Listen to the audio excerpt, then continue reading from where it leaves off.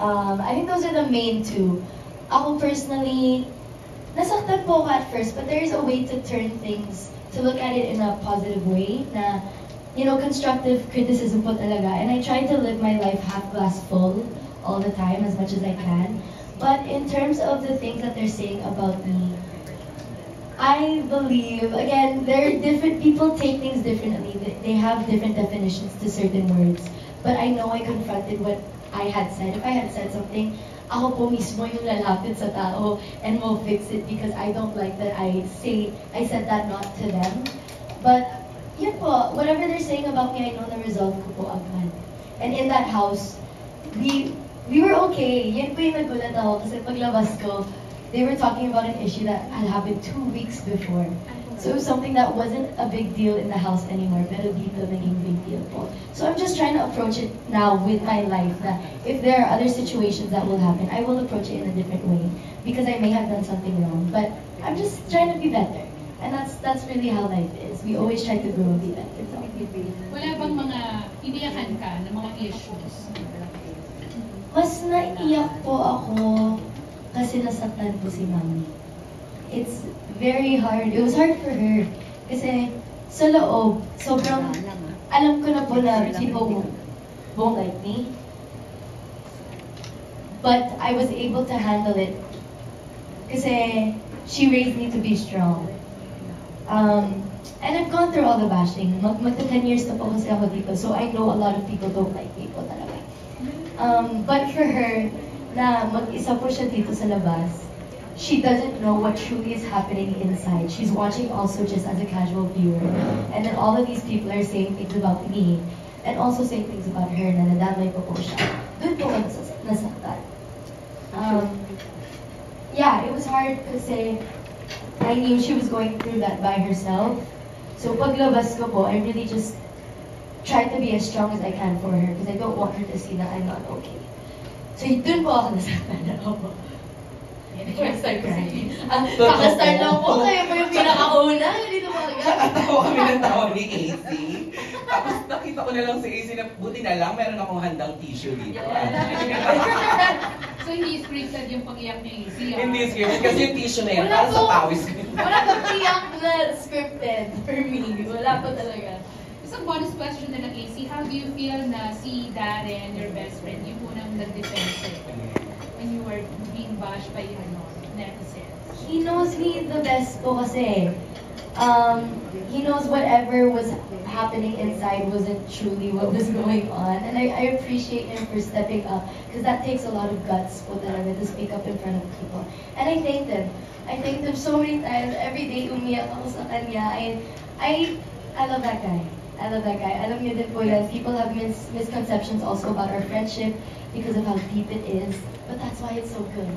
Because it's something that people can't believe. And I'm so grateful for him forever. And I don't want people to think also na tinatolerate niya po ako because he defended me. No, pinagsabihan niya din po ako. And he tells me off normally po talaga. So that's my best friend, and I appreciate him very, very much. Okay, thank you and good luck. Thank you po. Maraming salamat, Ate Janice. O, di ba, grabe. Ang aga para maging emotional. Pero alam mo, nung sinasagot mo yung tanong mo about na mas nasaktan ng mom mo for you, syempre, di ba, marami tayong mga friends sa mga social media accounts natin. May nabasa ako na parang isa sa mga kasama natin from ABS-CBN, parang mga katrabaho mo sa ASAP. Tapos sinasabi nila, Mommy, hindi nila kilala si AC. Ayan, at least tayo alam natin, kaya laban lang, Mommy. Kino-comfort nila ang mama when you were sitting inside the house. Yes. Nakita mo yun? Sobrang appreciative din po ako sa mga staff po. Everybody knows po kasi my mom. My mom was always my +1 when I was a minor. And she visits po talaga all my friends, all the staff. She says, she knows everyone. So everybody knows her also. So and they know how much she gets hurt. So when I was inside, I'm just so thankful for everyone who comforted her also. Iyon. Ako, tuloy-tuloy tayo. Keep your comments coming, mga kapamilya. Again, don't forget to use our official hashtag for today. Hashtag Star Magic Spotlight. Susunod ang magtatanong mula naman sa Kapamilya Vines, si Mikey Viñas. Ako na daw ang magtanong for you. And the question goes like this. Ayan. Sino sa mga housemates na nakasama mo ang pinaka-namimiss mo na? Pinaka nami-miss ko si Charlie. Number one ko po talaga si Charlie. She was my first duo. And also, parang first sa mga kapuso na naging close po ako.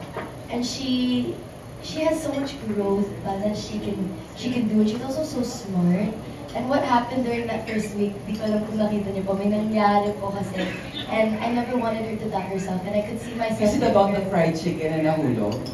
Hindi po. Meron pang iba pa? Hindi po yung pinagsabihan po ni Ate Ivana si Charlie. O parang yun ata yun. Yun sa po ba chicken, yun? Oo, na tinapon. Tapos Ay, si Ivana yun yung ba? nag-confirm. Nanonood. Iba po eh. Iba. Ang dami po Oo. nangyari that week mismo. Okay. And I just felt so bad for the girl because she's 16. There's so much growth in her po talaga. There's so much she needs to learn pa. And I just wanted to be her ate. Because it's been a while since I've been an ate. So I wanted to be her ate. Napanood ko yan, yung sa room with Kira. Yes, At parang ikaw yung nag-a-advise sa kanya. Ay, nagpapaka-ate ka na. Dati ikaw yung bagets. Yes! Oh! I'm starting to feel old na. Ayan, thank you for answering. Next question mula pa rin kay Mikey Viñas. Sabi niya, now that you're back in the outside world, what can we and your fans expect from you? Growth. On a personal level, now you guys know me as a human being na nagkakamali din po ako, na I'm not perfect, na may mga times na I will accidentally say things that I don't have the intention of it being in a bad way. But know that I'm trying to be better and I'm really taking in all of your concerns and comments about me. But yeah, that's all I can do from now on. Just know that I'm listening. I'm listening to you guys. Totoo, ayan. So yung mga aabangan. There's a lot of crossover with GMA right now, which I'm so happy. Nag-open po yung doors dahil sa PBB collab na I get to guest on GMA na, and it's nice to be going around there and switching from ABS to GMA. Yun po, slowly, you'll see. Totoo, nakita ko yung TikTok lang guesting ninyo ni Ashley. Opo, diba? ang saya. Dance kayo doon para talagang napanindigan nyo na yung COA at Sinatcha. Sinatcha lang. Di ba may mga ganon? May mga ganong Those are lumalabas the sa best mga duos. videos. Yes, Yes. oo. Thank you, Ashley. Thank you, AC. Kasi nga kayong dalawang duo, Opo, di ba? as one kami. Totoo yan. Pero syempre, AZ, Bonifacio. Ayan. Susunod ang tanong naman ay mula sa Kapamilya Online World. Siya ay si Jeffrey Perdon.